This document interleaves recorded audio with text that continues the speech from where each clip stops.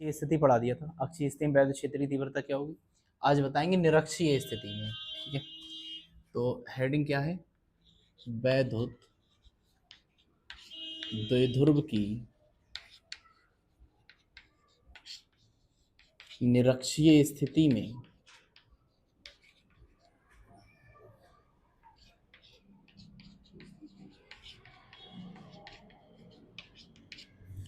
किसी बिंदु पर उत्पन्न वैद्युत क्षेत्र की तीव्रता,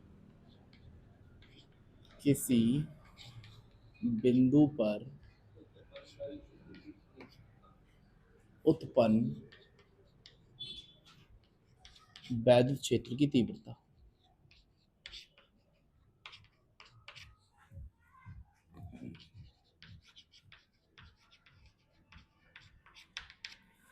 ठीक है, वैद्युत द्विध्रुव की निरक्षीय स्थिति में किसी बिंदु पर वैद्युत क्षेत्र की तीव्रता। इसका क्या मसला होगा? देखो, कल मैंने अक्षीय स्थिति कराई थी। ठीक है, अब जो आएगी वो निरक्षीय स्थिति आएगी। ऐसी आएगी वैद्युत विभव की अक्षीय निरक्षीय स्थिति याद करने के लिए। अक्षीय का मतलब था उसकी अक्ष पर वैद्युत क्षेत्र की तीव्रता क्या होगी, और निरक्षीय का मतलब क्या होगा? उसकी अक्ष पर ना हो, बाकी कहीं पर हो। ठीक है, वैसे तो कॉमन पॉइंट कोई सा भी ले लो, यहाँ ले लो, यहाँ ले लो, यहाँ ले लो, यहाँ ले लो, कहीं पर भी ले लो। ठीक है, तब भी निकल आएगी। लेकिन हम जर्नल सा पॉइंट लेंगे जो एग्जाम में पूछा जाता है। अक्ष तो आपकी ये थी, सामने थी। ठीक है, निरक्षीय का मतलब क्या है कि इस अक्ष पर ना हो। निरक्षीय का मतलब है अक्ष पर ना हो और कहीं पर हो। अब और कहीं पर हम जर्नल सा पॉइंट लेंगे इसके ऊपर, बिल्कुल यहाँ पर टॉप पर। ठीक है, तो ये वैद्युत द्विध्रुव है, इससे यहाँ पर कहीं पर, यहाँ पर या नीचे ले लो, आपकी इच्छा है। ठीक है, मतलब निरक्षीय स्थिति पर कोई हम जर्नल पॉइंट ले लेंगे, वो क्या होगा? देखो,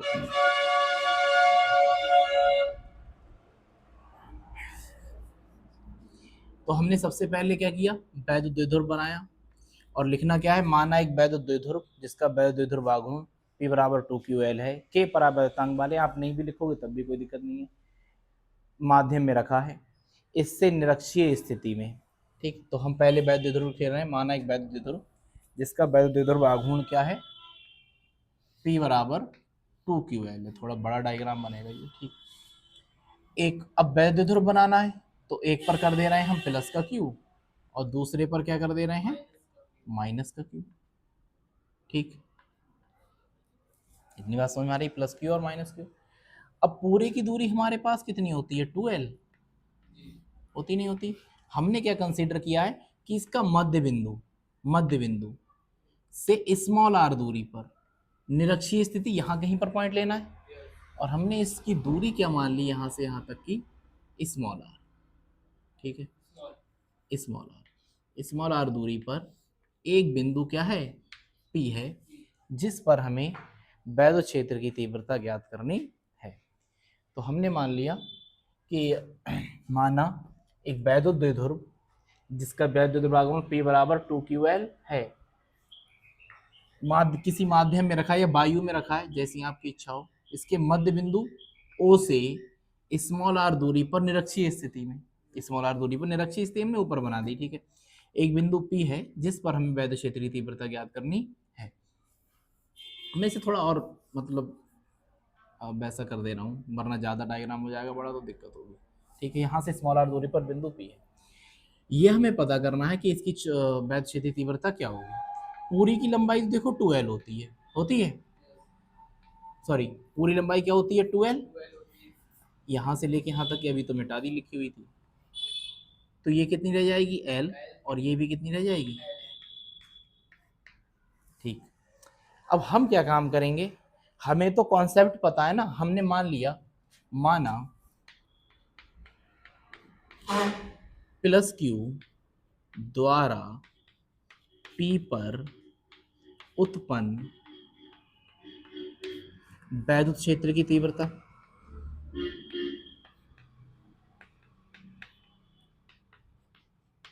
प्लस Q द्वारा हमने क्या मान ली? वैद्युत क्षेत्र की तीव्रता E1, उसमें भी मानी थी हमने। ठीक है, आप चाहो तो E2 मान लो, आपकी इच्छा है।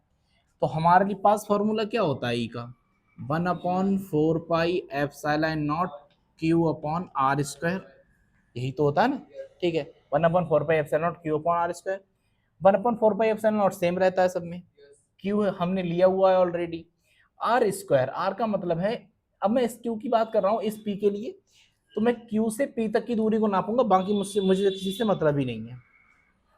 तो कहां से कहां तक की दूरी नापेंगे, इससे यहां तक की, ठीक है। अब इससे यहां तक की दूरी को नापना है, ध्यान सुनते रहना। करोगे क्या आप, हमारे लिए ये वाली दूरी पता है आर है, ये वाली दूरी पता है एल है, तो हम एक काम कर ले रहे हैं, यहाँ पर एक त्रिभुज बन रहा है P और ये बिंदु O है और ये बिंदु हम A मान ले रहे हैं, ठीक, ये मान लो B। तो P O और A में त्रिभुज P O A में, गणित ज्यादा चलेगा इसमें, ध्यान रखना। P O A में क्या होने वाला है, मैं त्रिभुज अलग बना ले रहा हूं। ये वाली दूरी हमने कितनी मानी थी, R, अरे R है ना, ठीक है। ये P है, ये O है और ये कौन सा है A। मैंने इस वाले त्रिभुज को लिया हुआ है, ये वाली दूरी हमने R मानी थी, ये वाली दूरी कितनी है हमारे पास L, ये वाली दूरी हमें पता करनी है, ठीक। अब आपके लिए पता होगा कर्ण स्क्वायर बराबर लंब स्क्वायर प्लस आधार स्क्वायर, ठीक। तो फॉर्मूला होता है कर्ण स्क्वायर बराबर लंब स्क्वायर प्लस आधार स्क्वायर, यही तो होता है।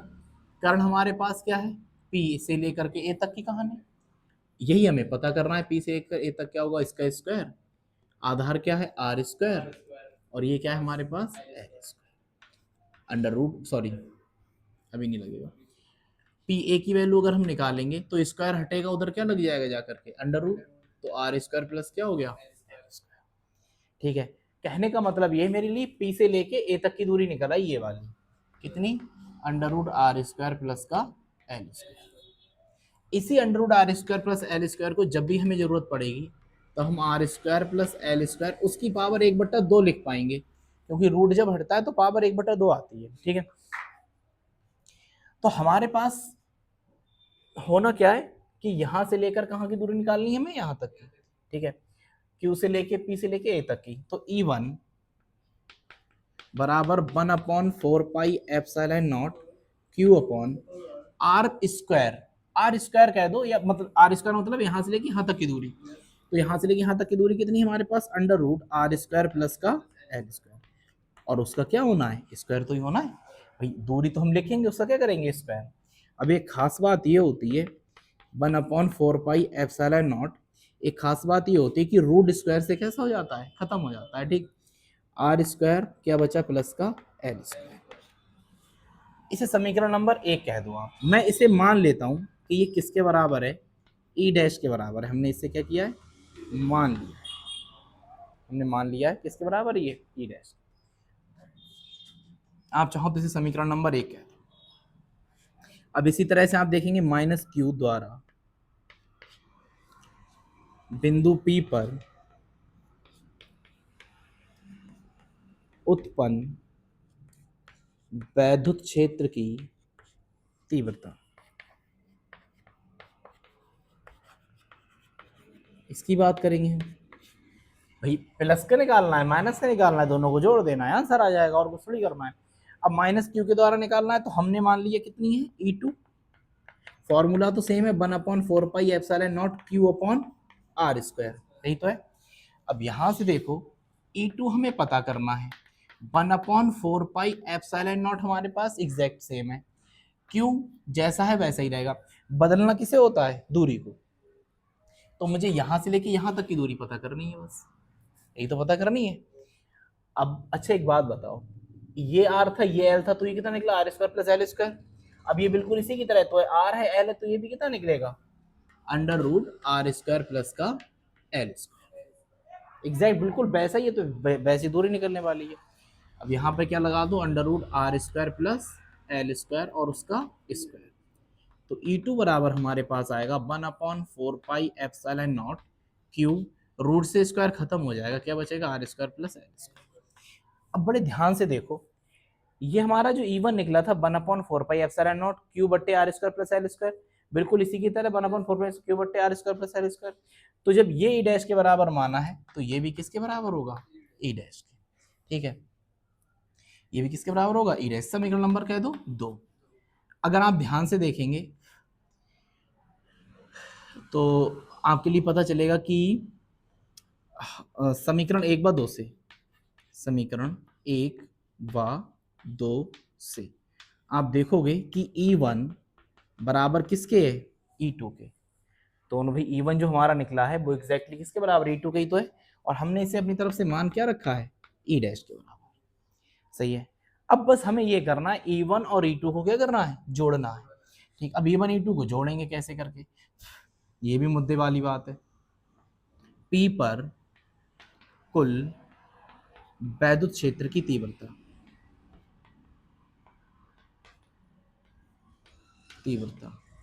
कहां पर निकालनी है, P बिंदु P पर तो ही निकालना है। हमने इसकी जरिए E1 निकाल ली, इसके जरिए E2 निकाल ली। अब हमारे लिए P पर कुल तीव्रता निकालनी है, तो E बराबर मैं क्या काम करूंगा, E1 और प्लस का E2, E1 प्लस का E2। लेकिन मैंने क्या बताया था, सदिश राशियां हैं तो सदिश के हिसाब से जुड़ेंगे। अब सदिश राशियां हैं तो दिशा किस किस तरफ होगी, इससे जरा ध्यान से देखो। सदिश राशियां हैं तो प्लस क्यू है, तो यहां से इस तरफ जाएगी नहीं जाएगी, बताओ, ऊपर की तरफ जाएगी।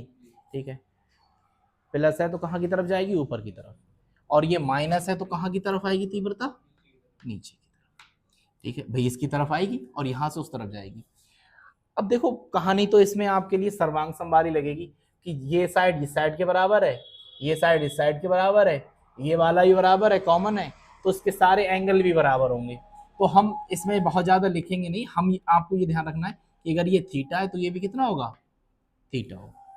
सही है, इतना आपको ध्यान रखना है। और बाकी मैं अगर इसके रिजल्टेंट अगर निकालूंगा, अच्छा हमें क्या पता चलेगा, एक बंदा इस तरफ खींच रहा है और दूसरा बंदा इस तरफ खींच रहा है, तो बताओ कहानी जाएगी किस तरफ। ठीक है, जाएगी किस तरफ, आप ऐसे समझ लो, थोड़ा कपड़ा ही मिल रहा है, धागा वागा तो है नहीं कहीं पे यहाँ पे, आप ऐसे समझ लो कि ये वाला हिस्सा है, अगर एक शख्स ऊपर की तरफ खींचे इसे और एक शख्स नीचे की तरफ खींचे, ठीक है, तो इधर नहीं जाएगी, एग्जैक्टली exactly। कुल मिलाकर कहाँ जाएगी, बीच में जाएगी नहीं जाएगी, आप ऊपर खींचेंगे नीचे खींचेंगे तो कहाँ जाएगी, बीच की तरफ। तो इसका जो, इसे सदिश के हिसाब से जोड़ेंगे तो इसका जो परिणाम ही निकलेगा कहाँ निकलेगा, बीच में। मतलब कुल तीव्रता कहाँ आएगी, बीच में, ई यही तो आएगी। अब ये अगर थीटा है तो संगत कोण होने के कारण ये भी थीटा होगा, और एकांतर कोण होने के कारण ये भी क्या होगा, थीटा। अब ध्यान से देखते रहना, अब यहाँ पर काम करेगा आपका फर्स्ट ईयर में पढ़ा हुआ रूल, मैं इसे थोड़ा सा अलग बना दे रहा हूँ इस तरह से। ठीक है, यहाँ पर थीटा, ठीक, बड़े ध्यान से सुनना, मुझे पता है तुमने पढ़ा वढ़ा नहीं है। ठीक है, तो अगर मैं ये कह दूं कि ये ई डैश है, ऊपर वाले को, मैं नीचे वाले को भी भूल जाना है, नीचे वाला क्या है मुझे नहीं पता। ठीक, ये क्या कह दिया मैंने आपके लिए, ई डैश है। तो मुझे एक बात बताओ, मैं खींच तो अभी ऊपर की तरफ रहा था इसे, और चल किस तरफ रहे थे, इस तरफ। इसका मतलब इधर कोई तो ताकत काम करती होगी ना, भले ही तो ऊपर खींच रहा है, इधर कोई तो ताकत काम करेगी। अब इधर जो ताकत काम करेगी वो कितनी होगी, उसका मान जब भी निकालना होता है थीटा से सटा हुआ करो, मैं जर्नल बता दे रहा हूँ। ठीक है, अभी इतना समय नहीं कि उसे बताते रहे कि F cos theta F sine theta करके, ट्राइंगल करके ब्रेक करते रहे। तो आपके लिए ध्यान रखना है कि अगर थीटा लगा हुआ है तो ये हमेशा वाला क्या बनता है, कॉस थीटा, अगर थीटा से लगा हुआ है। अब यहाँ पर ई डैश है तो यहाँ पर क्या आ जाएगा, ई डैश कॉस थीटा। तो हम कह सकते हैं कि हमारा जो E1 निकलेगा, इसी दिशा में तुम्हें जोड़ना है, E1 निकलेगा तो ये क्या होगा, ई डैश कॉज थीटा, E1 के लिए। प्लस मैंने क्या बताया, अगर थीटा उसी से लगा हुआ है तो ये क्या आएगा, कॉस थीटा। अब अगर मैं इसकी बात कर लूं, ठीक है, इसकी बात कर लूं थीटा, तो ये भी तो थीटा से ही लगा हुआ है, तो ये भी क्या आएगा, ई डैश कॉस थीटा, एग्जैक्टली। ठीक है, तो ये भी क्या आने वाला है हमारे पास, ई डैश कॉस थीटा। अब आप यहां पर लिख दोगे कि ये आया कैसे करके, क्यों आया है, तो एक सिंपल सा कॉन्सेप्ट लिख दोगे, सदिश वियोजन के नियम से, सदिश वियोजन द्वारा या नियम से कोई, ठीक है। E1 हमारा जो आया है, E1 हमारा क्या आया है, ई डैश कॉस थीटा, हमें तो इस दिशा वाला जोड़ना है ना, बाकी दिशा से मतलब भी नहीं है। और E2 भी हमारा क्या आया है, ई डैश कॉस थीटा। ठीक, ई बराबर ई डैश कॉस थीटा, ई डैश कॉस थीटा कितने हो जाएंगे, 2 ई डैश कॉस थीटा, यही तो हो जाएंगे। अब एक काम और कर रहे हैं हम, कॉस थीटा की वैल्यू और निकाल ले रहे हैं कहीं से। देखो ये कोण हमारा क्या था, थीटा था, ठीक है, मैं इसे मिटा दे रहा हूँ।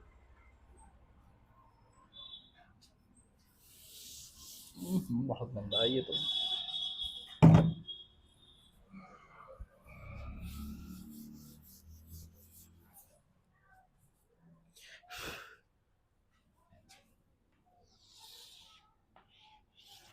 अब मैं इस वाले ट्रायंगल को फिर से बना रहा हूँ, ये वाला, यहाँ पर कोण कितना था, थीटा, भाई ये वाला थीटा ही तो मिला है ना, ये थीटा मिला है, तो ये वाली डिस्टेंस कितनी है, आर, और ये वाली कितनी है, एल, और ये वाली हमें under root R square plus L square दे रखी है। ये हमारे पास पी है, ये ओ है, और ये क्या है, ए। हमें क्या निकालना है, कॉस थीटा निकालना है, कितना होगा, कॉस थीटा बराबर क्या होता है, आधार बट्टे कर्ण, ठीक है, कॉस थीटा आधार की वैल्यू कितनी है, एल, और कर्ण की कितनी है, under root R square plus का एल स्क्वायर, यही तो है। तो मैं यहां पर कुछ नहीं करूंगा, 2 ई डैश कॉस थीटा की वैल्यू रखेंगे L upon under root L square plus, अच्छा उधर लिख दो वरना इधर से दिखेगा नहीं, बड़ा डेरिवेशन ना, मैं सोच रहा हूँ छोटे छोटे में निपट ही जाए, दूसरा ना पेज लेना पड़े, सही है। E is equal to 2 E dash को आप ऐसे लिख दो, या ई डैश की वैल्यू लगा दो, कितनी आई ई डैश की वैल्यू, कहीं से भी ले लो, ई डैश हमारे पास कितना है, इतना है कि नहीं, 1/4π क्यू बट्टे R square plus L square. 2 तो ऐसे ही लिखा रहने दिया हमने as it is, E dash की जगह क्या लिख दिया, 1/4πε0 Q upon R square plus का एल स्क्वायर, ये आ गया। 2 लिख दिया, ई डैश लिख दिया, अब क्या लिखेंगे, कॉस थीटा, कॉस थीटा हमारे पास आया है एल बटे under root R square plus का एल स्क्वायर, ठीक है। ई बराबर मैं 1/4πε0 तो ऐसे लिख ले रहे हैं, अब ये 2QL बच रहा है, ऊपर नहीं बच रहा है, बताओ, 2QL को एक साथ लिख लिया, बटे यहां पर पावर कुछ नहीं है तो क्या है, एक, इस पर कुछ नहीं, पावर एक है, तो मैंने यहां लिख दिया R square plus L square की पावर 1, और यहां पर पावर क्या होगी, R square plus L square 1/2, root हटेगा तो क्या आएगा, 1/2, ठीक है। अब कुछ नहीं करना है, 1/4πε0 2QL, ये किसके बराबर होता है, P के बराबर, ठीक है, तो इसे हम किसके बराबर लिख देना है, P के बराबर। लेकिन यहां पर देखो, इसकी पावर एक है, इसकी पावर 1/2 है, एक है और कितनी, 1/2, तो आधार एक से होते हैं तो घातें जुड़ जाती हैं, तो R square plus L square, अगर आप एक और 1/2 को जोड़ोगे, मतलब एक और आधे को जोड़ोगे तो 1.5 हो जाएगा, और 1.5 का मतलब क्या होता है, 3 का आधा, 3/2, सही है, खत्म कहानी, इतना ही है ये, ठीक है। हमारा हमने लिखा क्या है, चूंकि P बराबर 2QL, यही तो मसला है, P बराबर 2QL, तो E बराबर 1/4πε0 P अपॉन आर स्क्वायर, यदि ऐसा हो जाए कि आर स्क्वायर बहुत बहुत बहुत बड़ा हो किससे, एल स्क्वायर से, तब हम क्या करेंगे, एल को खत्म कर देंगे और इसे 3 कितना लिखेंगे, 2, तो E बराबर हमारे पास आया 1/4πε0 P अपॉन आर की पावर 2 गुणा 3/2, मैं 2 से 2 काट दूं, ठीक है।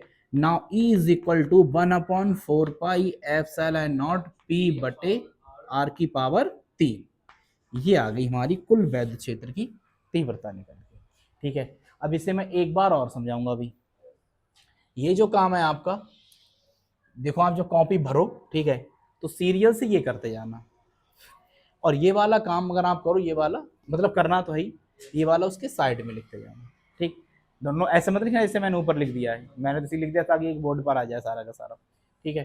करो, फिर मैं आपके लिए अगला बताऊं, इसका मतलब दोबारा समझाऊं इसे। देखो ध्यान सुनो, अब मैंने निरक्षीय स्थिति में बताया, एक बार मैं इसे फिर से बता दे रहा हूँ। निरक्षीय स्थिति में बताया, अक्षीय स्थिति ये होगी, निरक्षीय स्थिति मतलब कोई बिंदु यहाँ पर है, वैद्युत द्विध्रुव ये है हमारे पास। यहाँ पर रिफ्लेक्शन हो रहा है बहुत ज्यादा, इधर का खुला हुआ है, ठीक है, इधर से दिखता नहीं होगा शायद वीडियो में, अब दिखने लगा होगा, इधर आ खड़ा हूँ। कल से इस समस्या का समाधान करें। वैद्युत ध्रुव ये है, एक तरफ माइनस क्यू रख दिया, एक तरफ क्या रख दिया, प्लस क्यू। समझ में आ रही है, माइनस क्यू एक तरफ प्लस क्यू। निरक्षीय स्थिति में स्मॉल आर दूरी पर मध्य बिंदु से कोई बिंदु ले लिया है पी, जिस पर हमें वैद्युत क्षेत्रीय तीव्रता ज्ञात करनी है, ठीक है। इसके लिए हम क्या काम करेंगे, पहले हमने इस ट्राइंगल को कंप्लीट कर लिया, क्योंकि हमें यहाँ से यहाँ तक की दूरी चाहिए होगी। यहाँ से यहाँ तक की दूरी निकालने के लिए हमने ये ट्राइंगल ले लिया, ये आर है, ये वाला हिस्सा कौन सा हो गया, एल, और ये वाला हमें पता करना है। तो कर्ण स्क्वायर बराबर लंब स्क्वायर प्लस आधार स्क्वायर होता है। कर्ण की वैल्यू पी ये है, पता करनी है, बराबर आधार कितना है हमारे पास, एल, यहाँ पर लंब कितना है, आर, और आधार कितना है, L, R square plus L square. अगर मैं स्क्वायर हटाऊंगा उधर क्या आ जाएगा, रूट, और रूट जब भी हटेगा यहाँ पर पावर कितनी आती है, 1/2। आगे बढ़ रहे हैं, ठीक है।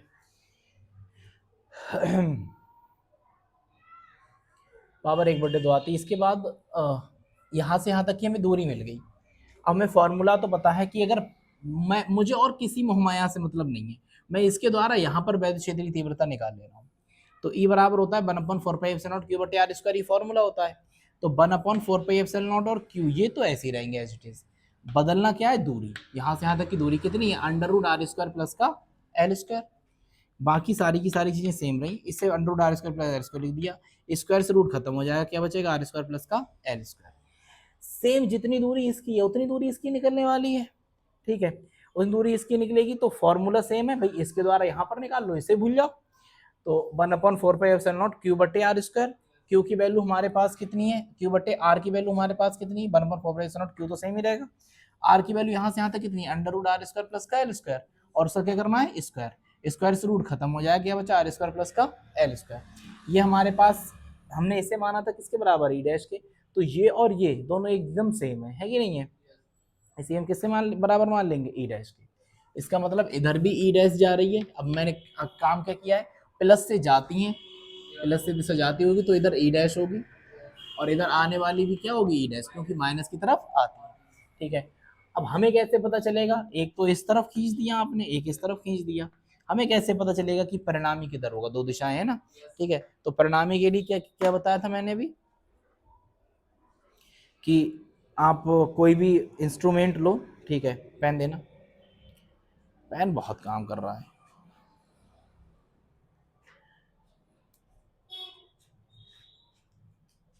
धागा होना चाहिए था असल में। कोई भी इंस्ट्रूमेंट लो, मैंने इसे ऐसे कर दिया, मतलब एक वेक्टर मैं इधर लगा रहा हूँ, एक वेक्टर इधर, अगर मैं दोनों को खींचूंगा तो कहाँ पहुंच जाएगा, ऊपर की तरफ, ठीक है। मतलब सामने चल रहा है, आगे नहीं चल रहा है। ऐसे मैं इधर इधर खींचूंगा, इधर खींचूंगा, तो ये भी कहाँ चलेगा, सामने की तरफ, ठीक। तो कहने का मतलब ये है कि अगर हम वैद्युत क्षेत्र की तीव्रता देखें, परिणामी कुल, तो ये वाला तो ई डैश था ऊपर वाला, और नीचे वाला भी क्या था, ई डैश था। तो तीव्रता किस तरफ आएगी, कुल, आ रही बात समझ में, कुल इस तरफ आएगी। तो ई बराबर क्या हो जाएगा हमारे पास, E1 प्लस E2, मैं दोनों वेक्टर को जोड़ दूं। अब एक बात बताओ, मैं खींच तो इस तरफ रहा हूं, लेकिन जा किस तरफ रहा है, इस तरफ जा रहा है। जैसे वही काम है कि ट्रैक्टर ट्रायली में एक लड़का इस तरफ खींचता है, ठीक है, धागा बांधकर कहाँ खींचते हैं, ऊपर की तरफ, और चलता वो किस तरफ है, नीचे की तरफ यहाँ पर, ठीक है।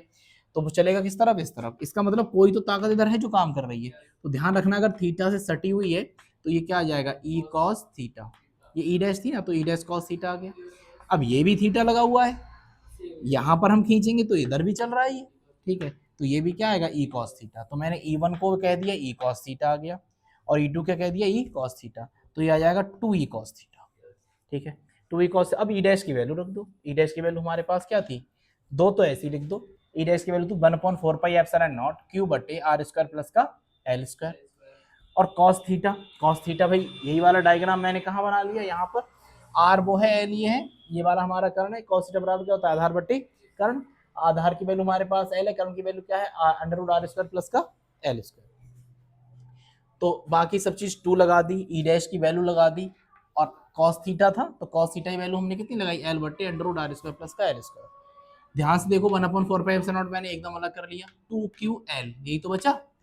और नीचे क्या रह गया, इसकी पावर कुछ नहीं है तो 1 है, इसकी पावर कितनी है, 1/2। तो एक में 1/2 जोड़ो। अब अगर किसी से ना जोड़ाओ तो ऐसे करके जोड़ लो, 1 प्लस का 1/2, कुछ नीचे 1 ले लो, एलसीएम 2 आ जाएगा, दो एकम दो हो जाएंगे और एक एकम एक हो जाएगा, तो कितना आ गया 3/2।